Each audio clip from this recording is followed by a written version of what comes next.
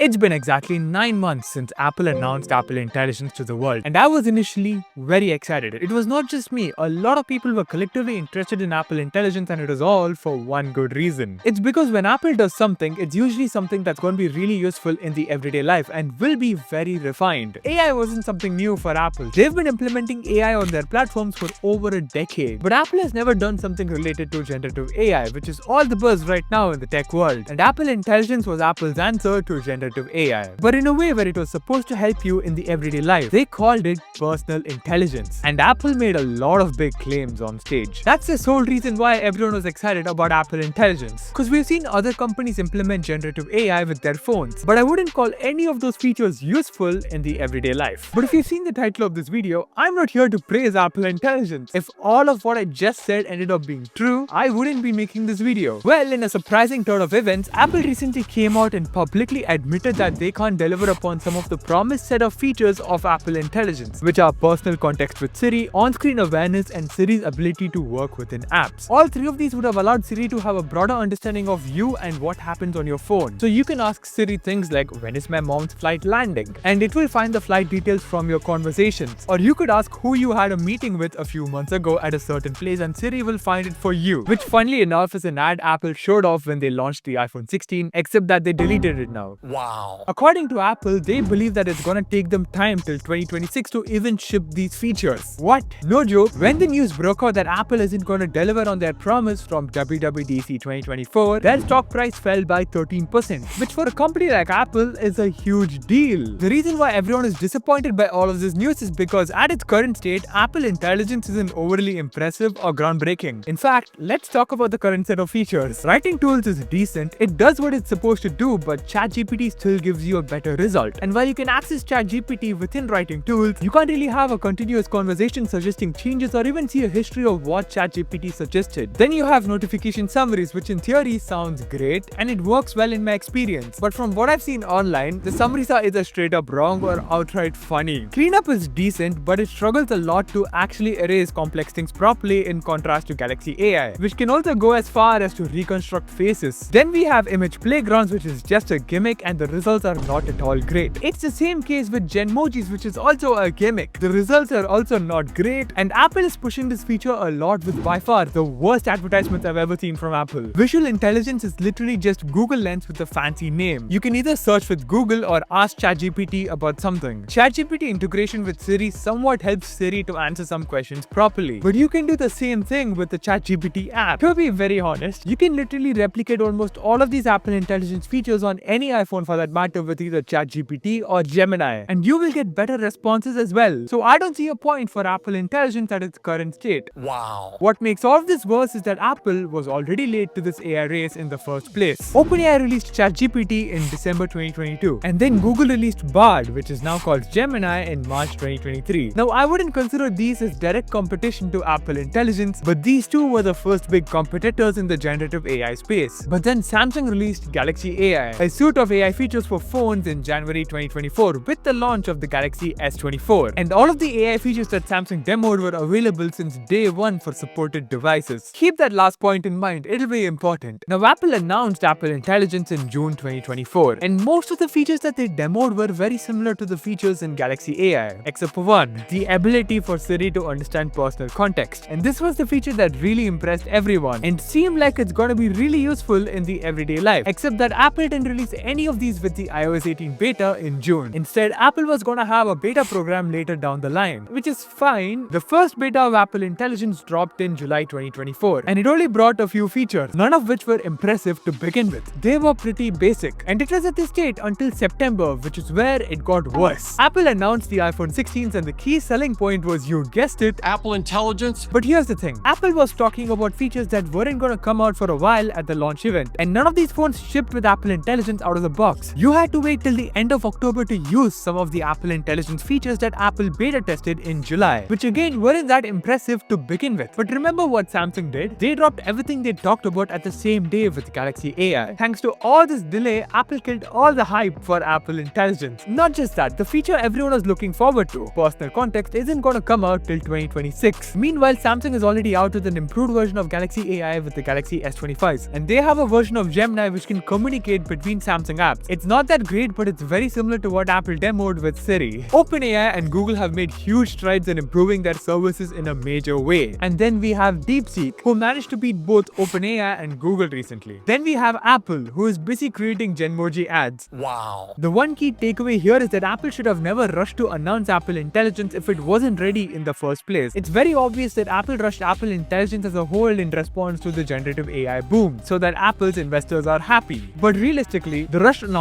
and the delays have just ruined the reputation of Apple as a company. Because if you know anything about Apple, it's well known that they will never ship vaporware, something that's just a concept and not a real product. If Apple talks about something on stage, you can bet that that product or feature will ship, even if it takes a few months. Except for AirPower, but at least that was kinda excusable since it was pretty complex. Apple did show off the physical hardware back when they announced it, and Apple didn't heavily advertise or talk about it, which is the opposite of what they did with Siri and personal context. According to John Gruber, Apple never had a working demo of Siri with personal context when they first announced Apple Intelligence, and it was the same case in September when they announced the iPhone 16. Apple still didn't have a working demo of Siri with personal context to even show to journalists. When Apple announces something that's not going to ship to consumers for a while, they do have a few working demos for journalists to try out. But in the case of Apple Intelligence, Siri with personal context wasn't one of them, even though Apple heavily talked about it in the launch event. They even highlighted it in the product page and even went as far as to air TV commercials about that feature. But all Apple really did here was to showcase a cool concept video of a feature, not an actual working feature. This is just pure deception. The only reason why everyone trusts Apple in the tech space is because unlike many other companies, they don't rush things for the sake of it or demo things that don't exist. Oftentimes, other companies show off cool concepts that don't even end up becoming a real product or feature. What Apple did with Apple Intelligence was exactly what other companies do. And in that process, they broke the trust everyone had in them. First, by shipping iPhones with their key selling point being Apple Intelligence that wasn't available since day one, selling new products with the promise that it will come out soon, and now they're going as far as to private ads that showcase the feature that doesn't exist. This is proof that Apple misled everyone and none of us saw this coming. As I said earlier, people trust Apple with launching new features, and they broke the trust now with Apple Intelligence. In fact, now there's a lawsuit against Apple for misleading customers with Apple Intelligence, and they completely deserve it. They made Apple Intelligence a major selling point with every new product in the last 6 months, and that is just very deceptive. I was really excited for personal context within Siri. That's the reason I said I like Apple Intelligence compared to Galaxy AI back in October 2024. I believe that Apple will release it by March or April 2025. And now I don't know if I can trust Apple's word anymore, especially on Apple Intelligence. I'm not trying to say Apple's a bad company. They have a lot of great minds there. But it's clear that Apple should have never rushed Apple Intelligence to be a part of the AI race. Instead, they should have just taken their time to fully build all the features, announce it when it's ready, and ship it at the same time they announce it. It would have been a million times better than demoing vaporware and deceiving customers. I know Apple as a company does things for the long run, but Apple Intelligence was just a missed opportunity. If Apple corrects their mistakes with Apple Intelligence and their software, then it's gonna be good. Apple's software team as a whole seems to be releasing half-baked things lately. iOS isn't really stable or reliable, and then we have Apple Intelligence, which is mediocre and delayed. Apple's hardware has been perfect now, but software needs the same level of attention it used to have before. It's because what made Apple special was software. Their rise to fame with their earlier products has a lot to do with perfect software than hardware. I really hope Apple learns their lesson to never rush announcements once again. In the meantime, check this video out to see how Samsung has become lazy.